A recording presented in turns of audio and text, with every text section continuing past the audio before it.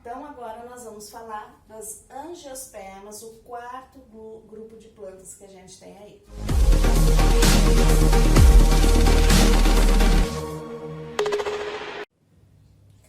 Então, agora nós vamos falar sobre as angiospermas, que são a maioria das plantas que a gente encontra na natureza. Olha aqui, ó, que linda orquídea, florida, maravilhosa. Isso é uma angiosperma. Eu coloquei o exemplo ali de roseira, mas se vocês lembrarem de outras que tenham flores, vocês querem colocar no lugar do exemplo, pode colocar, porque são angiospermas. Características das angiospermas: são plantas vasculares, possuem sementes, possuem flores e frutos. Eu tenho plantas dioicas e monóicas, tá? Tenho de pequeno, médio e grande porte. Então, eu tenho angiospermas para todos os gostos. Detalhezinho, são as plantas mais bem adaptadas aos ambientes. Então, eu encontro angiospermas praticamente em todos os ambientes terrestres, tá? É uma planta extremamente adaptada. Reprodução dela. Eu usei aqui para vocês uma planta monóica, que a gente encontra muitas vezes no ambiente. Usei duas plantas monóicas aqui para a gente ver como que ocorre a reprodução. Então, tem uma aqui e a outra ali. Onde que ocorre a reprodução? Nas flores, tá? Então, a gente tem essa estrutura, são as florezinhas que onde vai ocorrer a reprodução, ela é adaptada para isso. Então, eu tenho o pedúnculo, que é o cabinho da flor, as sépalas, que é aquele cálicezinho verde que a gente tem embaixo, e as pétalas. Pétalas normalmente, tá? Elas são coloridas, elas são vistosas, são em um número grande, justamente para quê?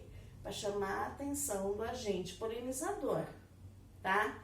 Quem é o agente polinizador das angiospermas? Eu tenho pássaros, eu tenho roedores, eu tenho insetos, eu tenho mamíferos, morceguinhos entram nessa história. Então, posso ter o vento também. Então, eu tenho esses agentes que podem ser chamar a atenção deles com essas pétalas. Detalhe, tem aroma para mostrar onde ela está, que ela tem algo gostoso, suculento, que chama a atenção deles. Por que tem aroma? Porque às vezes meu agente polinizador não enxerga, então ele vem pelo cheiro. Um deles é o morcego. Ele acompanha o cheiro da planta. Você pode ver que tem plantas, tipo dama da noite, que ela abre à noite e exala um perfume fortíssimo. O morcego vai atrás dela por causa disso. Ele sente o cheiro e vai atrás. Dama da noite, dificilmente você vê aquele cheiro forte de dia, porque não interessa para ela. O agente polinizador vem à noite, tá? Então, dentro dessa estrutura da flor, eu vou encontrar, ó, coloquei aqui para vocês.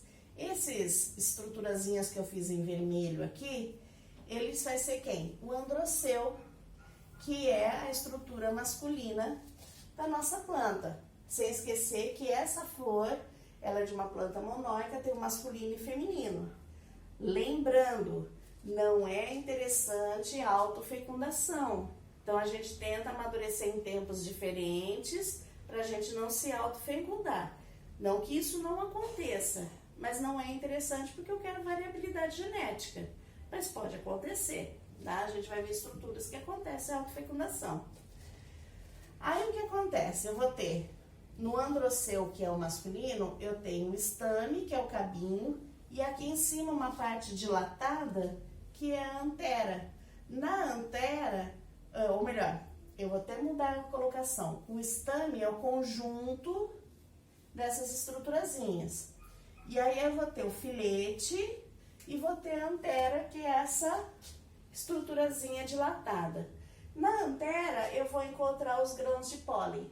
Os grãos de pólen, agora necessariamente eles não são selados. Eu tenho eles em formatos diferentes. Uns parece que tem uns espinhozinhos quando a gente olha no microscópio, que a ideia é grudar no agente polinizador. Então, eles ficam aqui nessa pontinha, tá?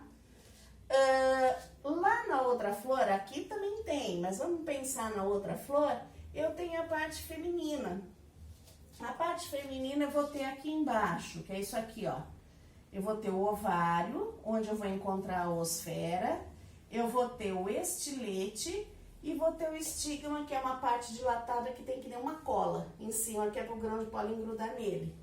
Essa estrutura feminina é chamada de gineceu. Então, a estrutura todinha masculina é chamada de androceu, formada por vários estamezinhos. E a estrutura feminina, que normalmente é formada por um, não que sejam todos, normalmente é formado por um, é chamado de gineceu, tá? Então, a ideia é que os grãos de pólen dessa planta vão para chegar na parte feminina, encontrar a oosferazinha do lado de cá, para ter polinização. Como que eu faço para ir de uma planta para outra? Através do agente polinizador, tá? Que vai entrar na flor, ele foi chamado a atenção dele pelas cores das pétalas, pelo cheiro, né? O aroma bom que fala, olha, vem que tem coisa boa aqui. Aí ele vem atrás do néctar, que é uma estrutura açucarada que a gente tem aqui embaixo na florzinha.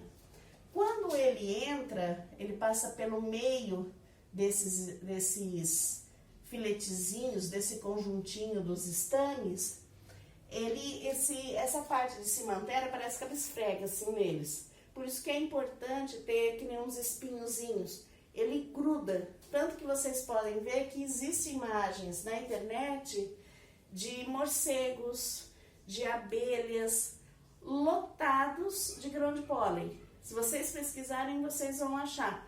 Eles parecem uma árvorezinha de Natal cheia de bolinhas que são os grãos de pólen. Eles saem lotados.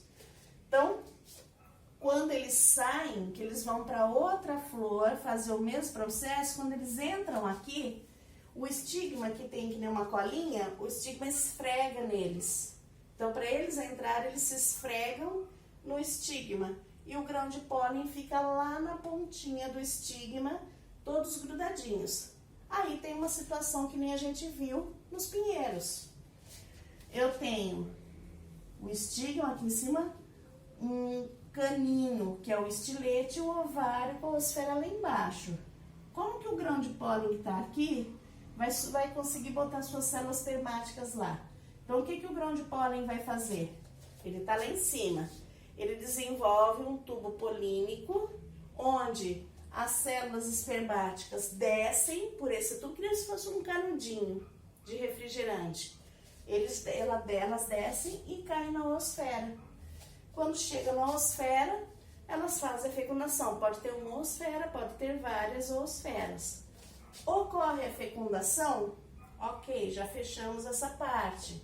Então, o que a gente vai observar? Muitas vezes a gente observa passando pelas plantas, que essa estrutura todinha da flor, ela começa a secar. Então, o fruto começa a se desenvolver e você olha, tem uma bolinha com a florzinha seca.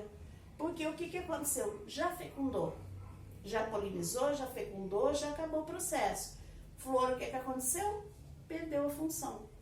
Então, normalmente, esse ovário, estimulado por hormônios desse embrião, esse embrião, a partir dele, vai formar uma semente, que é aquela com reserva nutritiva, pode formar uma ou várias. Se for um abacateiro, vai formar um caroço.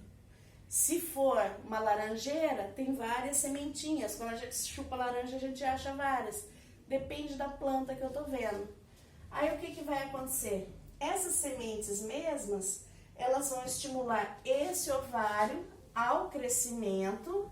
Ele vai crescer em volta da semente e vai formar o fruto que a gente conhece. A gente chama isso de fruto verdadeiro.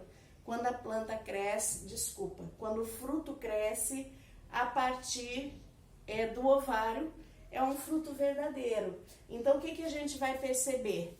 Que a própria semente estimulou o crescimento dele. Forma esse fruto, ele é uma proteção da semente e ele vai servir de alimento para animais que vão ser disseminadores de semente, tá? Existe também os pseudos frutos, existem vários, mas no geral eles são formados por essa estrutura floral aqui embaixo, ó. Cálice, pedúnculo, essa estrutura. Ele cresce, ele estimulado pela própria semente, ele vai crescer, então normalmente o ovário fica pequenininho em volta da semente, cresce essa estrutura e forma o fruto que a gente conhece. Na prática do dia a dia, a gente come os dois e acha bacana. Na botânica tem uma diferença, tanto que a gente olhar a maçã, a gente vai perceber que em volta da semente tem uma estrutura bem sequinha, lá, bonitinha, protegendo. Aquilo era o ovário. Ela foi formada da estrutura floral, toda que tinha ali em volta. Então, a gente tem essa diferença na formação dos frutos. Então, o que a gente vai perceber aqui? Que a gente tem um agente polinizador que leva o grão de pólen para outra planta, como acontecia nos pinheiros, mas a gente também tem um fruto, que isso não tinha nos pinheiros, como agente disseminador de sementes. Por isso que essas plantas ocupam um espaço maior no ambiente do que os pinheiros, porque ela tem um fruto que é um chamariz. Eu posso ter frutos suculentos, como a maçã que a gente citou agora, como também posso ter frutos secos, como vagens, tá? Então, isso vai depender da planta que eu estou estudando.